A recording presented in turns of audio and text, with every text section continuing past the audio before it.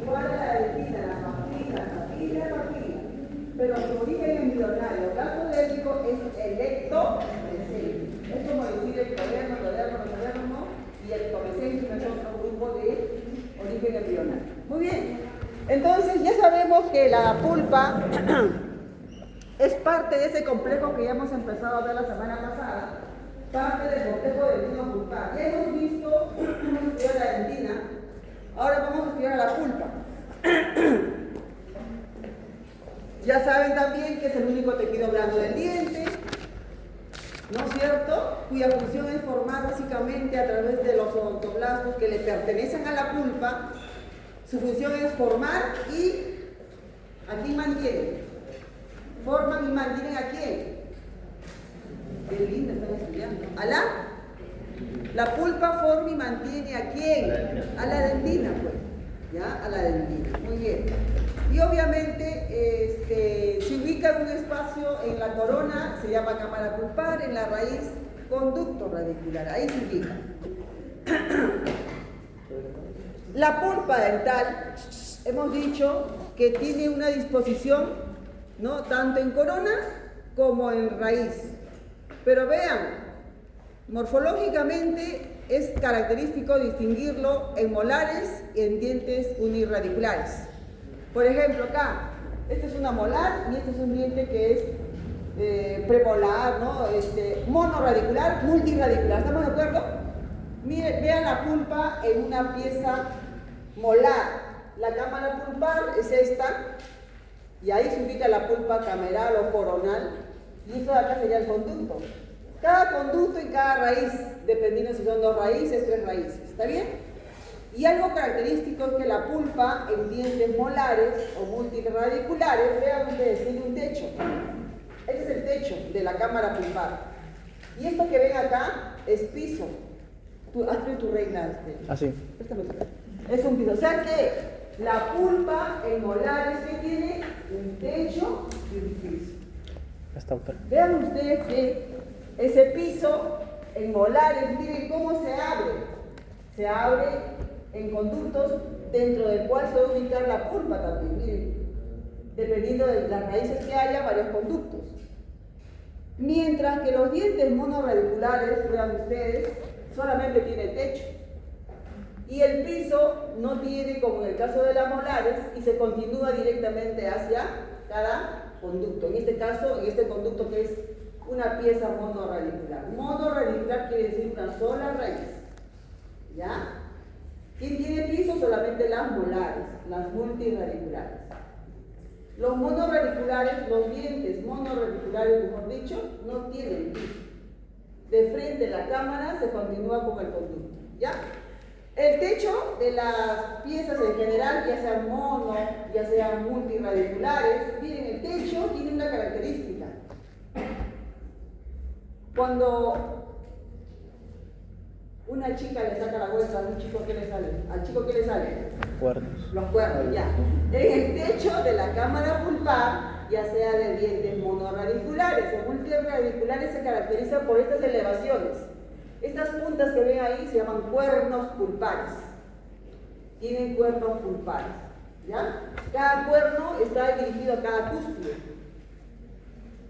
Entonces, dependiendo de la prominencia de ese cuerno pulpar, generalmente en dientes jóvenes es bastante alto, en niños también, en los dientes temporales es bastante grande, la cámara y con cuernos bien pronunciados, en los dientes temporales también. Entonces fácilmente la caries puede invadir la pulpa dental. ¿Acá ya has dado paso? No. Ven acá adelante. Agarran así o si no ponte detrás. Y dan nada de estar con el celular. Ahí ponte. Ajá. Listo. Listo. Entonces, esas son las características generales. Miren, vean ustedes cómo del conducto, esta punta de la raíz, ¿cómo se llama? Ya deben de saber. Ápice. Muy bien, se llama ápice radicular. El ápice tiene un orificio que se llama foramen. Y es por el foramen apical que van a ingresar los nervios, los vasos sanguíneos o vasos linfáticos, no, el sistema venoso entra por acá, miren. Y se van a ocupar toda la cámara, la pulpa, porque en la pulpa hay nervios, fibras nerviosas muy importantes, amielínicas y mielínicas, que tienen que ver con el dolor dentinal y con el dolor pulpar. Señorita, ¿ha dado paso? Ay, muy bien. Y donde ingresa el VAN, ¿qué cosa es VAN? Venas, eso sí saben, anatomía sí saben muy bien. Venas, arterias y nervios ingresan por el foramen. Se forma un espacio, miren acá, este espacio que está acá, por donde ingresa por el foramen a todos los elementos, ¿no? Nerviosos, vasculares, etc. Ese espacio es bien conocido. Y en ese espacio deberíamos encontrar el ligamento periodontal, pero es un espacio donde, si bien es cierto, el ligamento apical, periodontal, es un ligamento muy laxo. Las fibras son bien delgaditas, ¿no? Bien finitas, bien laxos. Andrea, véngase por acá, Andrea. ¿Ya? Entonces, ese espacio es muy importante. Y ese espacio se llama espacio indiferenciado de Black. ¿Lo quieres? Creo que no lo tiene.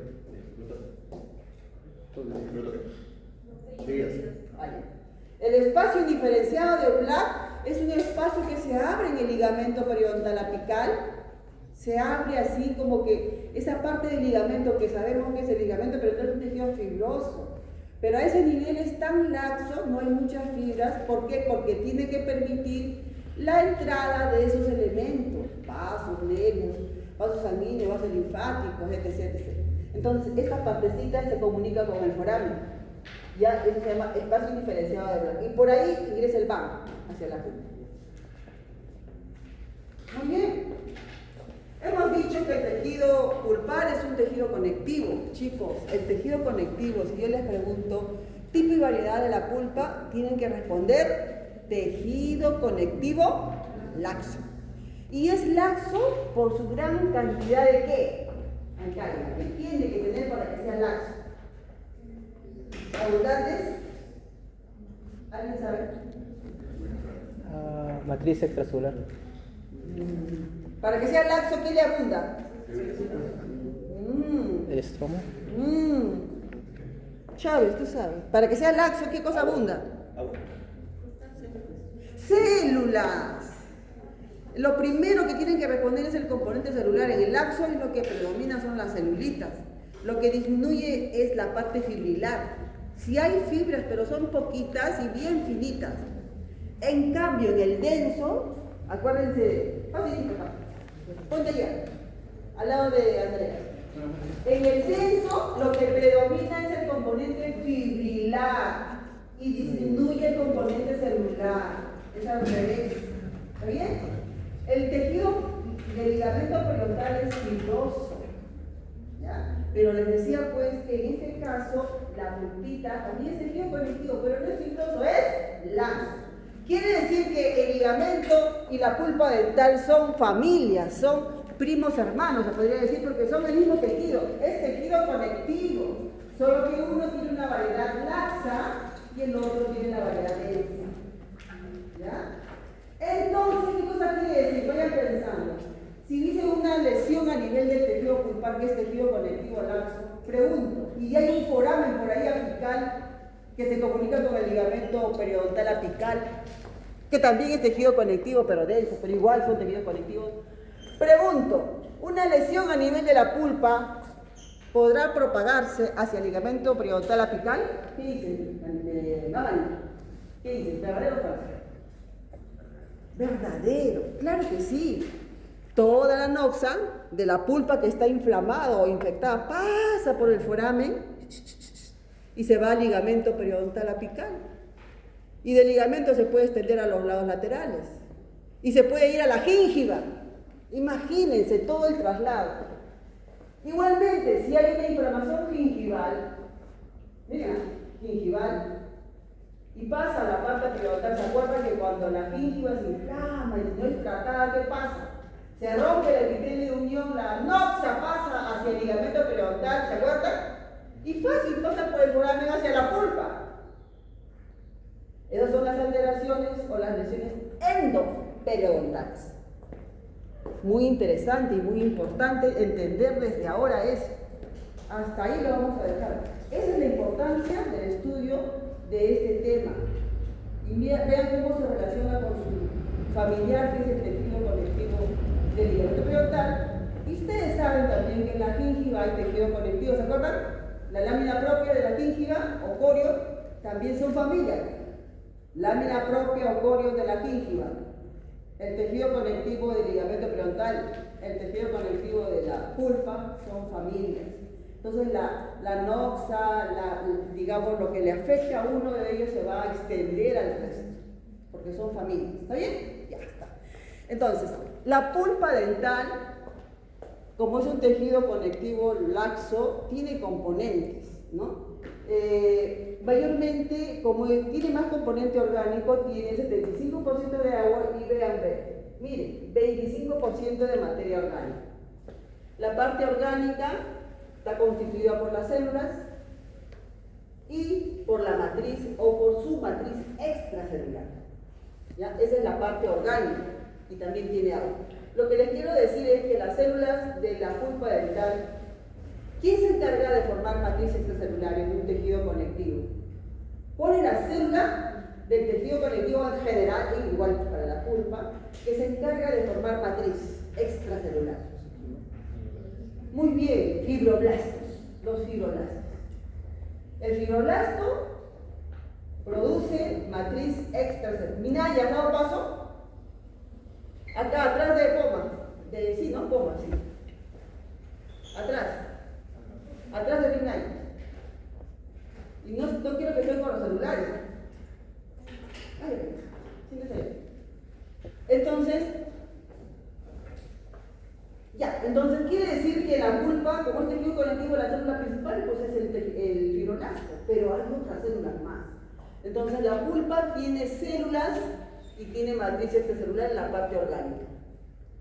Miren, dentro de las células vamos a mencionar, miren, las más periféricas de la pulpa son los odontoblastos. El odontoblasto, ese odontoblasto que está ahí en la parte superficial, que se relaciona con la predentina, ese odontoblasto que deja su prolongación llamada proceso de Thomas hacia la predentina y luego pasa a la dentina y se ubica en el túbulo, fibría de Thomas, ¿se acuerdan?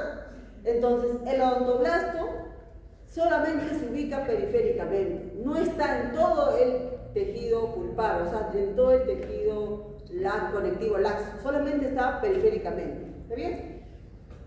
Pero como es tejido conectivo, digamos, la célula más importante de un tejido conectivo, siempre les he dicho, es el fibroblasto. Ahí están los fibroblastos. ¿Ya? Hay fibroblastos. Y también tenemos, miren, en el tejido pulpar también podemos encontrar macrófagos. Son células de defensa que se encargan de fagocitar. Vamos a encontrar también células madre, conocidas como células ectomesenquimales. Todo eso vamos a encontrar en la pulpa dental. Cuando yo hablo de células madres, me refiero a estas células ectomesenquimales, que se pueden diferenciar en cualquier célula. Cuando un odontoblasto cumple su ciclo de vida, muere.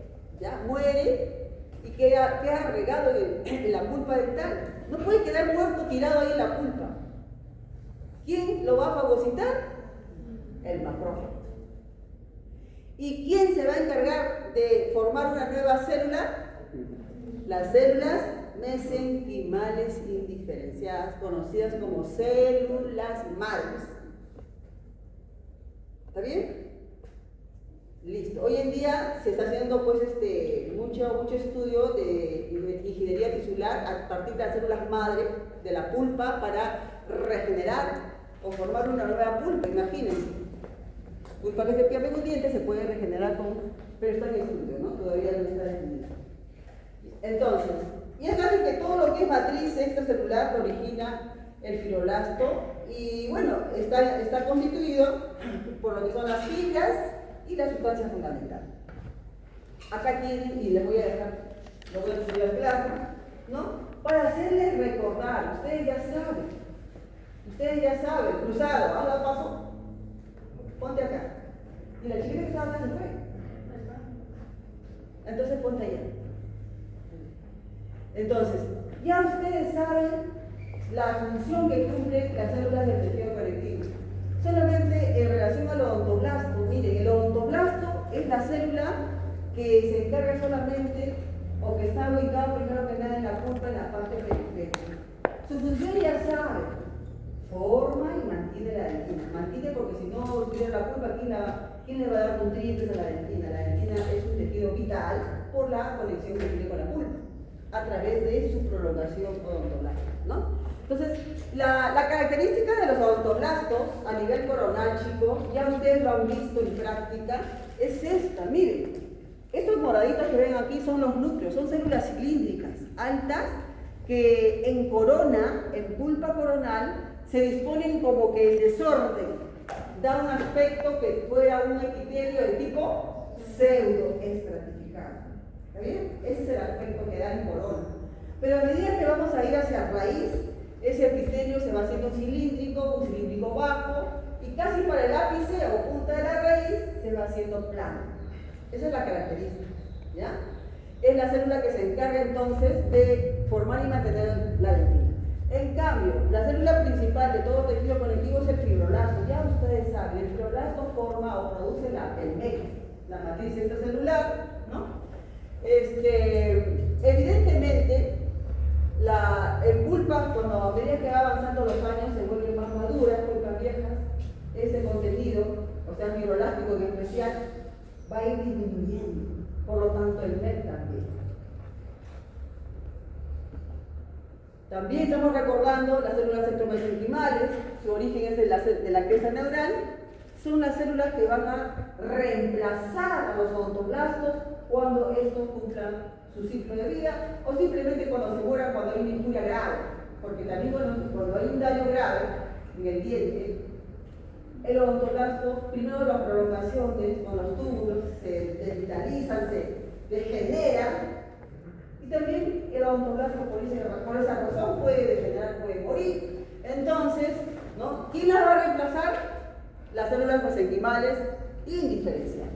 Pero las células en general que cumplen su ciclo de vida o les sucede algo, no pueden quedar regadas, tiradas en el tejido pulpar. Los macrófagos se van a diferenciar y van a comenzar a fagocitarlos, a removerlos, a eliminar. Además, también algo muy importante, que los macrófagos actúan aquí como presentadoras de antígenos. Eso es muy importante, la parte inmunológica. En cuanto a la matriz, ya ustedes también conocen la matriz extracelular, constituida por sustancia fundamental y fibras. Las fibras de siempre, colágenas en la pulpa las más abundantes, ¿no? Gruesas fibras que soportan tensiones, ¿no? Miren, en un 70% el tipo, sobre todo 1. El 1 es predominante, ya hemos visto que la dentina en su matriz orgánica también el tipo 1, ¿se acuerdan?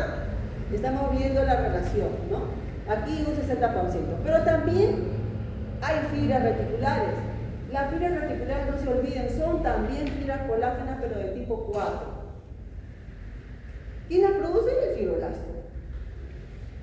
¿Ya? También es un tipo de fibra colágena, pero de tipo, perdón, 3, tipo 3. A estas fibras colágenas de tipo 3, llamadas reticulares, cuando se producen en la pulpa, van a tener una disposición muy bonita, como si fuera un arbolito. Más rato les voy a enseñar. Y se van a ubicar entre los odontoblastos de la pulpa y se van a abrir como un arbolito. Por esa razón, a estas fibras se le conoce como fibras de von Korff, porque von Korff lo descubrió. ¿Ya? Entonces las fibras colágenas de tipo 3 se denominan reticulares. Solamente se pueden apreciar con coloraciones especiales. No sé si se acuerdan cuando vimos hígado en general, se veían las fibras reticulares de color medio marroncito oscuro, por la coloración especial. Con HE no se ve. Y tenemos las fibras de oxitalán, que son fibras elásticas y maduras, que son en poquita cantidad, ¿ya? Ese es el contenido fibrilar. En cuanto a la sustancia fundamental, lo que va a predominar es el proteoglucano y el agua. Y dentro de los proteoglucanos hay que mencionar al ácido hialurónico. Ahí está, para que lo lean. ¿No? El glucoaminoglucano, dentro de los proteoglucanos más importantes, tenemos que mencionar al ácido hialurónico. En este caso, primero que nada, antes de eso vamos a mencionar al dermatansulfato, que es muy abundante en las pulpas de dientes que recién erosionan. ¿Ya? Miren. Y en pulpas maduras ya, o sea, ya de adulto, el glucoaminoglucano que predomina es el ácido hialurónico. Y en menor cantidad, ¿no?, los glucoaminoglucanos de albatán y condroitin sulfato. Esa es la importancia que tiene el componente de la sustancia fundamental. El componente fundamental amorfo. Hasta ahí estamos. Esa es un poco de la parte general, histología general. Ahora sí vamos a entrar en detalle a la parte histológica pulpar. La pulpa topográficamente tiene dos partes. Tiene una pulpa periférica y una pulpa central. Ya lo hemos visto en clase, ¿sí? Pulpa periférica y pulpa central. ¿Qué zonas están en la pulpa periférica? Tenemos acá, primero que nada, la dentina, la predentina. ¿Cómo se llaman estas bolitas? Calcoferitos. Calcoferitos. ¿Qué mineralización se va a dar ahí? Globular. Hasta ahí ya estamos ubicados. De acá, de estos núcleos moraditos, para abajo es la pulpa. De aquí, de la predentina para arriba, es parte del componente dentinal. Estos núcleos moraditos basófilos son los núcleos de los odontoblastos. Se trata de una pulpa coronal o radicular. ¿Qué dice? Coronal. Miren la disposición de los núcleos desordenaditos, como si fuera un centro certificado cilíndrico, ¿no?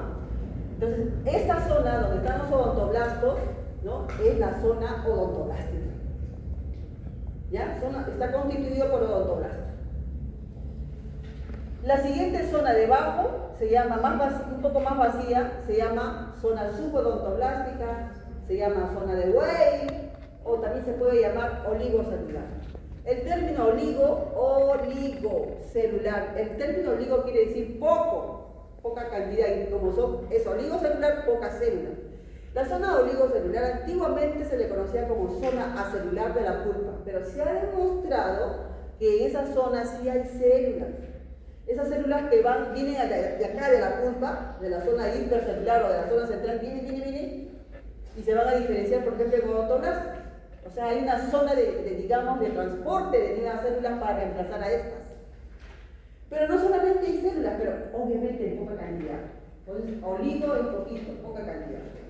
Pero no solamente hay componente celular en esta zona de Weil, zona oligocelular o subodontoblastica. Hay dos estructuras muy importantes. ¿Alguien se acuerda de práctica? Hay dos plexos. El plexo nervioso de Rashkov y el plexo capilar subodontoblástico. Pueden poner capilar o vascular, como quieran. Plexo capilar subodontoblástico. Es que la pulpa más se ven arteriolas y capilares, ¿no? De arteriolas pasan a capilares. Miren, esos dos plexos son dos estructuras muy importantes que le caracterizan a la pulpa, a la zona específicamente oligocelular. ¿Ya? En práctica no se ha podido apreciar, eso es teórico, pero hay que tener en cuenta que está debajo de los odontoblastos esos plexos, en especial el nervioso, los cuales se van a activar, por presión se activan cuando hay una injuria a nivel del esmalte o a nivel de la dentina, o en la proximidad a la pulpa. ¿Está bien? Se activan. Pero principalmente estas fibras que están acá, en la zona subodontoblastica, las fibras de Rashkov, son fibras que se van a activar cuando hay un dolor de tipo dentinal.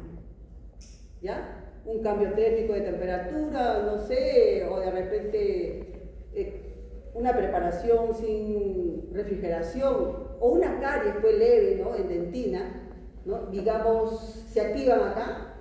Ustedes retiran la causa y el dolor desaparece. Pero se han activado los nervios que están acá, en la zona oligocelular, que es el plexo nervioso de Rashkov. ¿Y cómo así se van a activar? Este plexo se encuentra en la zona oligocelular, a lo largo, ¿está bien? El plexo nervioso de Rashkov está constituido por fibras mielinizadas, mielínicas. ¿Qué quiere decir eso? ¿Que el impulso pasa rápido o pasa lento? ¿Qué dice? Rápido. Entonces el dolor es agudo. ¡Ay! Entonces, pero mire, ¿cómo es la naturaleza? Que de ese plexo emiten terminaciones nerviosas. Las terminaciones nerviosas que salen del plexo se van a ubicar entre los odontoblastos. Miren, entre los odontoblastos. Y esas mismas terminaciones nerviosas pasan la predentina y pueden entrar al túbulo dentinal. Pero no se van a extender en todo el túbulo, ya les dije, solamente hasta cierta parte nada más. Hay fibras nerviosas en el túbulo, hay fibras nerviosas. Cuando el plexo nervioso de Rashkov emite fibras terminales o fibras nerviosas, de mielínicas se hacen amielínicas. ¿Está bien? Por eso que el túbulo tiene, en su contenido tiene fibría de Thomas, licor dentinal y tiene fibra nerviosa, que ha venido de acá, del plexo. ¿Ya? Pero la fibría solamente está en el tercio inferior del túbulo, no está a lo largo de todo el túbulo. Entonces todo ese contenido se presiona con la caries, por ejemplo hay caries, todo el contenido tubular se comienza a mover, hay un movimiento hidráulico del líquido, todo eso, y como obviamente en el túbulo está la colita del odontoblasto, que es la fibría de Thomas, si se mueve todo el contenido tubular, ¿a quién va a mover? A los odontoblastos. Y el odontoblasto, ¿a quién va a presionar? ¿Quién está entre los odontoblastos? Fibras nerviosas terminales, claro. Amielínicas. Lo presiona y ¡uah! El dolor dentinal. Esa es la razón por la cual se produce el dolor. La pulpa ante una injuria cualquiera, física, química, biológica, la pulpa responde con dolor. Y si el dolor es de origen dentinal, es un dolor reversible, porque le quitamos la causa y desaparece. Se puede decir que se ha producido una pulpitis, porque es dolor de la pulpa, ¿sí? Una pulpitis reversible, ¿no es cierto? Que sería lo contrario si la causa que le da origen a ese dolor fuera peor, más grande, ¿no? Una noxa más intensa. No se retira la causa y sigue avanzando la noxa. Ya me va a alterar, me va a producir un daño tisular de mi pulpa. Ya eso es otra cosa. Estos nerviositos que estaban en el plexo nervioso de Rashkov ya no van a activarse, porque ya el daño ya está acá a nivel de pulpa. Para eso acá en la pulpa central hay otros nervios, que son las fibras nerviosas amielínicas tipo C. En cambio acá arriba dijimos fibras nerviosas mielínicas tipo A. Acá tipo C. Entonces cuando el daño ya es tisular, pulpar, se van a activar las pulpas, se van a activar los nervios que están en la profundidad de la pulpa. Y el dolor ya no será un dolor así agudito, no, será un dolor diferente. Será un dolor así pulsátil, sordo, que no va a desaparecer por más que ya está, si está ya bien comprometido, ya es irreversible. Eso se llama pulpitis irreversible. ¿Está bien? Que puede llegar en algún momento a ocasionar en esa pulpita, ¿qué cosa va a ocasionar? La necrosis pulpar. ¿Ya? Esto es más adelante para poder entender por qué estamos estudiando la pulpa. ¿Ya? Entonces todo esto en la zona oligocelular, la hipercelular, repito, es una zona, miren acá hay fibroblastos, hay capilares, ¿no? Hay vasitos sanguíneos aquí, pequeños, toda esta zona es la zona rica en células o hipercelular, ¿no? Las células mesenquimales, no se olviden que los fibroblastos son los encargados de formar las fibras reticulares tipo 3, que van a formar las fibras de von Koch. Y por último, en la profundidad de la pulpa tenemos la pulpa central. Lo mismo, zona odontoblástica, ¿no?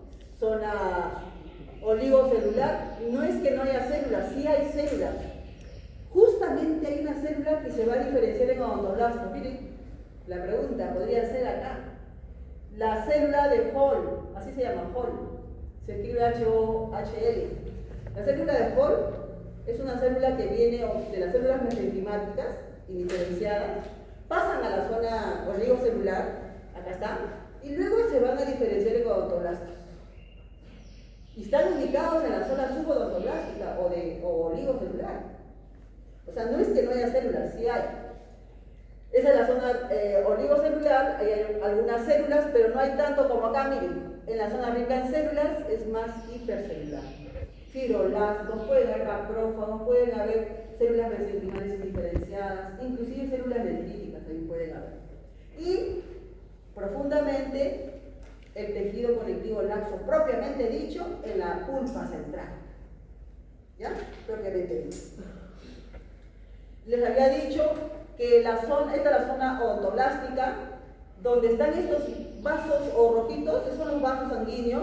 Lo que ven de negrito, no sé si ven unas cosas negritas, ese es el plexo nervioso de Rashkov. Y miren cómo el plexo nervioso de Rashkov son fibras nerviosas mielínicas, de tipo A.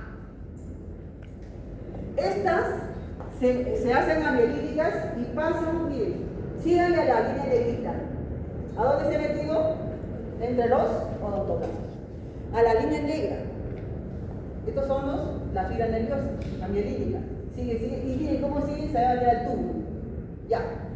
¿Está bien? Ahora. Entonces, ¿dónde se ubica? En la zona oligocelular. Y eso de acá, en rojo, es el plexo vascular o capilar subodontoblástico. Dos estructuras muy importantes en la zona subodontoblastica u oligocelular. La zona rica en células, fibroblastos, también hay vasos, ¿no? Yo no digo que no, pero hay vasos, células, ¿no? Y los fibroblastos son los que producen las fibras de tipo 3, colágenas de tipo 3, se llaman reticulares. ¿Y a dónde se van? Miren, se originan del fibroblasto y miren, migran o comienzan a extenderse entre los odontoblastos como si fuera un corcho ensortijado. Y miren cómo termina acá, en forma de un abanico, como un arbolito. Estas son las fibras de Von Korff. Son fibras colágenas de tipo 3. Y es muy abundante, sobre todo, en esa dentina que se forma primerito en la dentinogénesis, que se llama dentina de manto. Ahí está.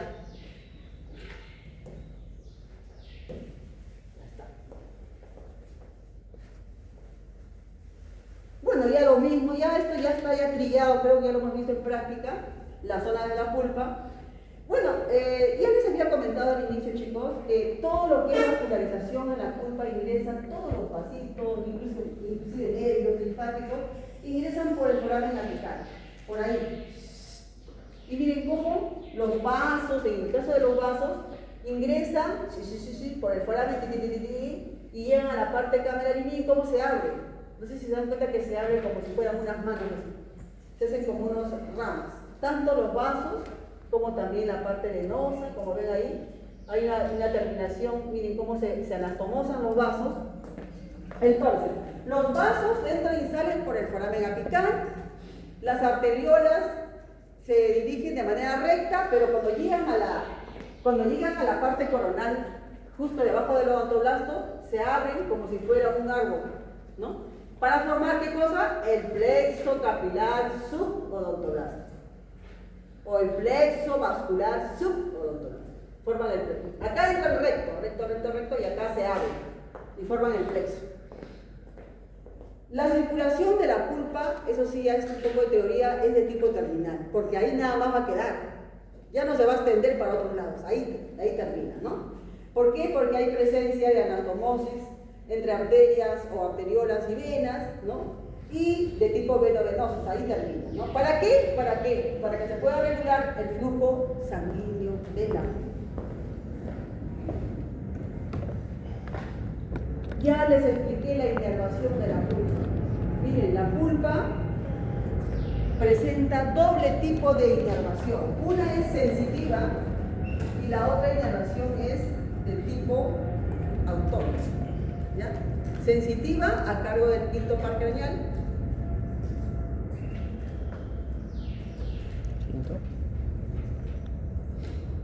Dependiendo si es una pieza superior o inferior, será quinto 2 o quinto 3. Y la autónoma está a cargo pues, de fibras nerviosas simpáticas, ¿no? En relación a la inervación sensitiva, tenemos fibras nerviosas de tipo A y tenemos fibras nerviosas de tipo C. Las de tipo A son mielínicas, las de tipo C son amielínicas, pero las dos son sensitivas. Las de tipo A, mielínicas, tienen que ver con el dolor dentinal, y las de tipo C, amielínicas, tienen que ver con el dolor pulpar. Esa es la diferencia. Y además, su ubicación también es diferente. Acuérdense que las fibras nerviosas de tipo A, mielínicas, se encuentran en la parte debajo de los odontoblastos. Y las de tipo C, estas amielínicas, se encuentran en la pulpa central.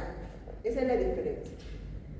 ¿Ya? Y se van a activar para dolores diferentes, para daños diferentes.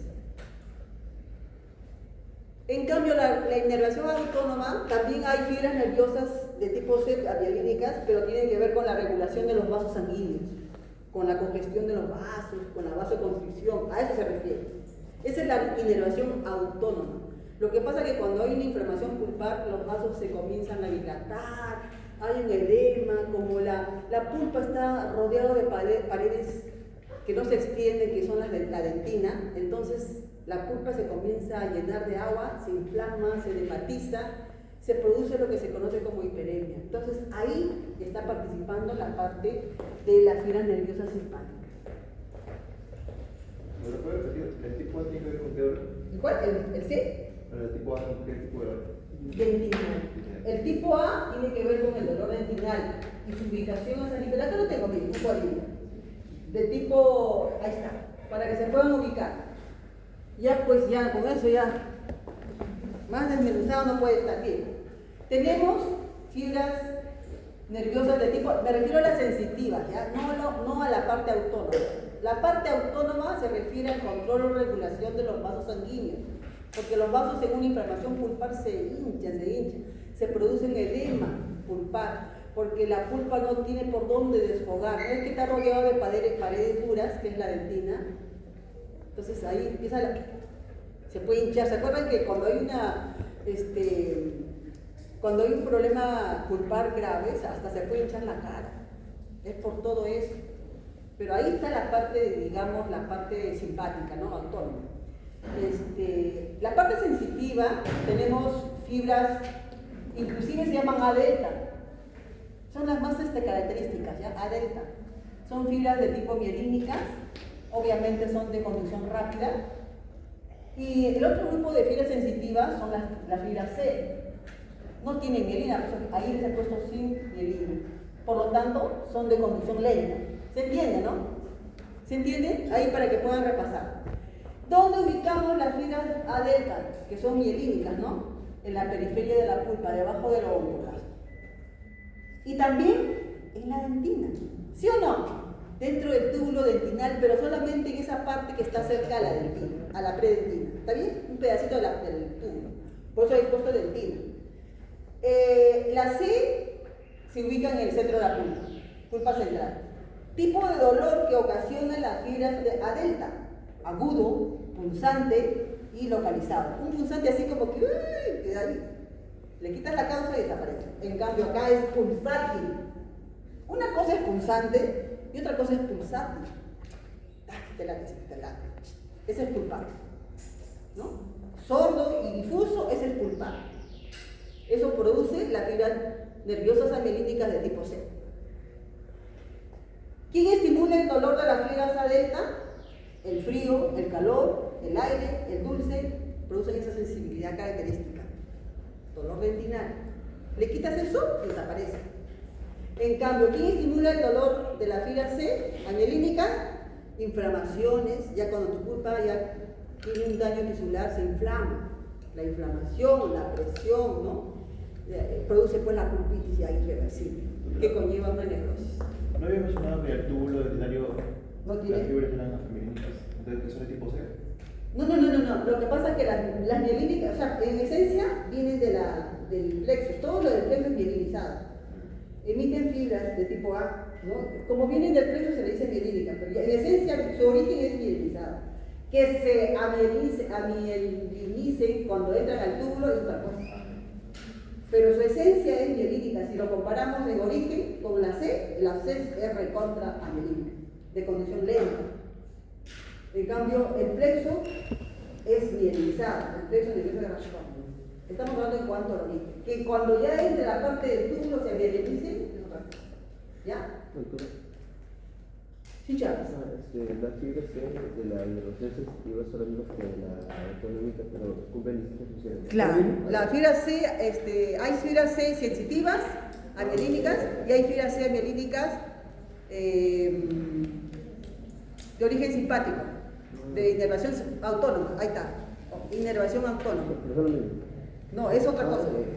La autónoma, la fibra C, nerviosas fibras C amielínicas para la parte autónoma se relaciona para la regulación de los vasos sanguíneos en la inflamación. ¿Ya? Regula la parte vascular. Sí, ambas. Todas las C son amielínicas.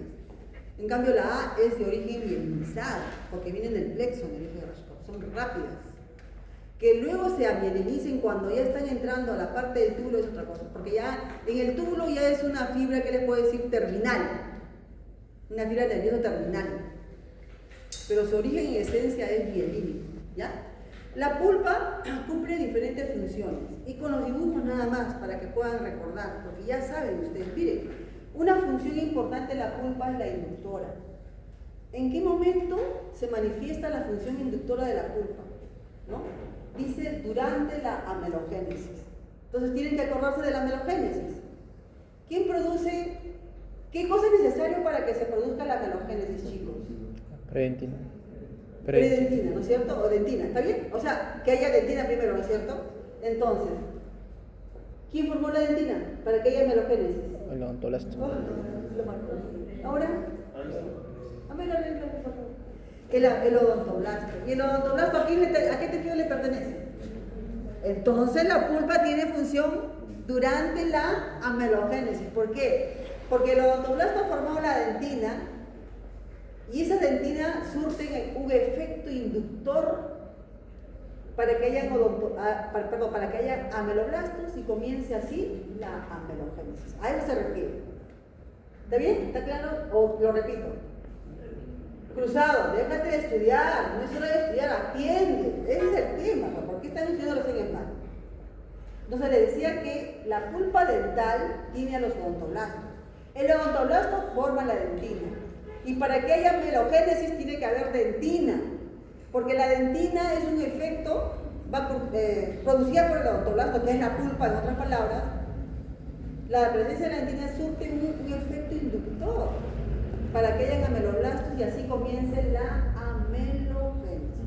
Si no hay pulpa con odontoblastos produciendo la dentina, pues no va a haber ameloblastos y evidentemente no se va a producir la amelogénesis. Por eso que la pulpa tiene función inductora durante la amelogénesis. Pero la pulpa también tiene función formativa, eso creo que está claro. Formativa, ¿por qué? Porque la pulpa nuevamente tiene los odontoblastos. ¿Y qué forma la pulpa?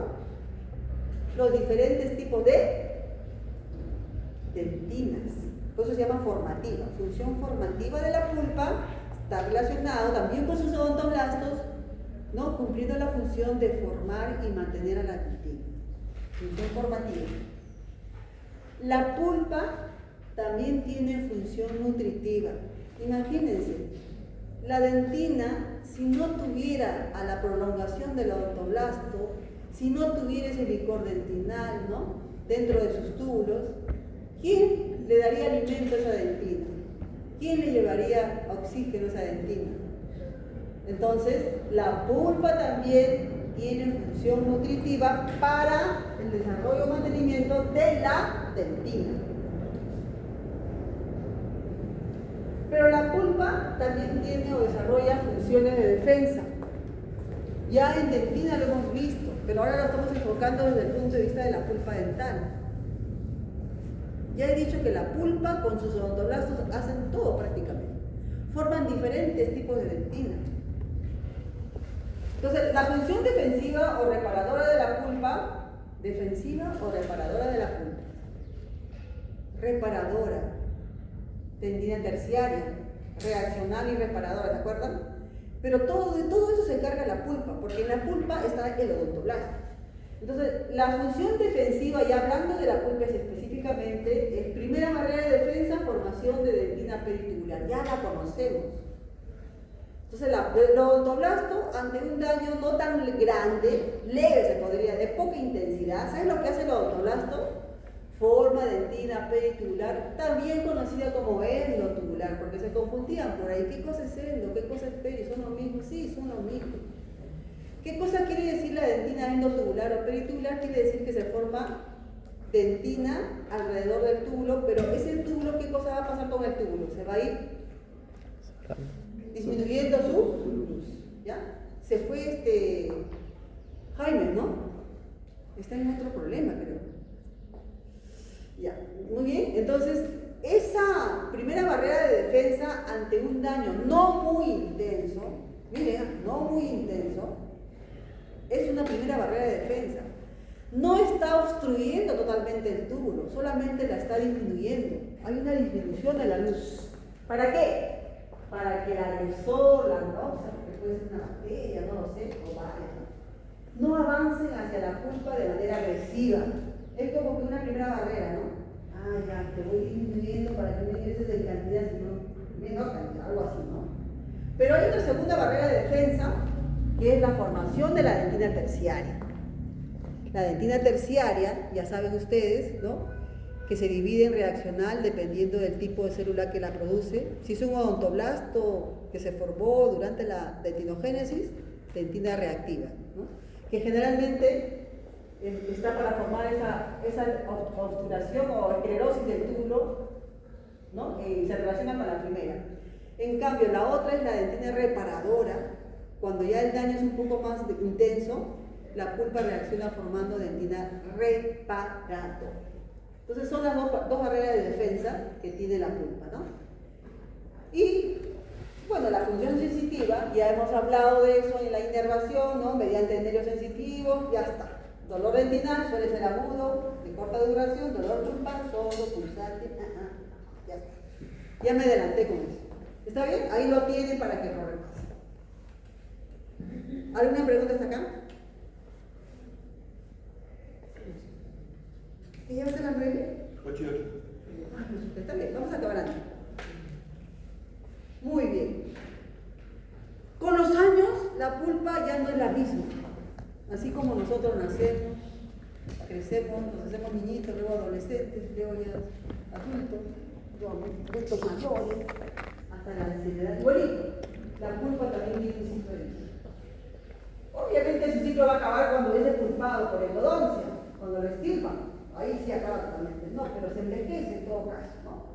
Porque recuerden que formación de dentina va a haber durante toda la vida, así sea viejito, pero tienes tu diente en boca con tu pulpa, siempre se va a formar la dentina. ¿Y qué creen que va a pasar con la pulpa si siempre se va a formar dentina hasta la vejez? Imagínense, en la dentinogénesis tienen que ir imaginando, el odontoblasto, ¿hacia dónde se va? ¿Hacia el centro o hacia afuera? Hacia el centro, centrípeta. Hacia el centro de la pulpa, ¿no? Hacia el centro. Y forma encima dentina, ¿no es cierto? ¿Y qué creen que va a pasar con ese espacio pulpar donde está la pulpa ancha y los dientes jóvenes o de niños? Va a reducirse por la formación o el incremento de dentina, ¿no? Mientras que el diente esté en boca, ¿no? En la ancianidad, esa pulpa disminuye su volumen. Pues lo dice acá, reducción del volumen pulpar. Si antes era así, miren, puede ser así. Miren la cámara acá ancha, dientes jóvenes, ¿no? Y miren, ya dientes ya bastante, de personas bastante adultas, ¿no? Si disminuye el volumen, obviamente disminuye la irrigación, la inervación, ¿no? El componente celular también va a disminuir. Y miren lo que va a pasar con las fibras. Yo les pregunto, si acá las fibras eran finitas y delgadas, y en poca cantidad, porque lo que predominaba era la célula, ¿se acuerdan? Tejido conectivo lácteo. ¿Qué creen que pasó acá con las fibras? Si ha disminuido el volumen. ¿Por qué creen que se vuelve acá, si acá era laxo, acá se vuelve fibroso? Y de avanzada ya no es laxo, es fibroso. ¿Ustedes creen que la fibra laxa, delgadita, fina, se transforma en gruesota? ¿Por qué creen ustedes que acá las fibras son laxas, o sea, delgaditas, y en poca cantidad, y acá el tejido pulpar se vuelve fibroso? ¿Por qué? ¿Qué le pasó a las fibras? ¿Tendrá que ver el volumen pulpar? Sí. Claro, el volumen pulpar disminuye, las fibras que eran delgaditas se juntan una con otra y se forman troncos más gruesos. De tal manera, no es que vengan otras fibras, no les estoy diciendo que las células disminuyen, el volumen también va a disminuir. Entonces lo que está pasando acá es que las fibras se juntan porque el volumen ha disminuido y las fibras colágenas se ponen como que más gruesas, ¿no? Eso se llama fibroso. Se convierte o pasaría de un tejido conectivo laxo a un tejido conectivo fibroso o denso, pues. Ahí está, acá. ¿Está bien? Disminuye la célula, disminuye la inervación, disminuye la vascularización, disminuye el volumen pulpar y se vuelve de laxo a fibroso o semidenso. Y por último puede aparecer esto, que ya hemos visto un poquito en la clase, ¿no? No les voy a ahondar mucho sobre eso, solamente decirles que hay dentículos, hay cálculos pulpares, también se le conoce como pulpolitos a los cálculos pulpares, y lo vamos a ver acá. Mucha producción de capas de dentina alrededor de la pulpa hacen que el volumen disminuya. Y miren cómo puede llegar a notarse estos conductos. Acá, para hacer una endodoncia, habría que provocar la descalcificación de ese conducto para poder ingresar, si no, no se ingresa. Por eso que también cuando la persona de edad avanzada no se habla, no sienten en las piernas mucho dolor, porque miren, no hay pulpa. La presencia de un tejido más fibroso, ¿no? Y la presencia de los cálculos pulpares o pulpolitos pulpares. Los dentículos, cabe recalcar la diferencia, sería como este cálculo pulpar o como este, pero con presencia de algunas células. Dentículo viene de dentina. Y acá cuando se ve así, simplemente cálculo pulpar o pulpo, ¿ya? Para no confundir.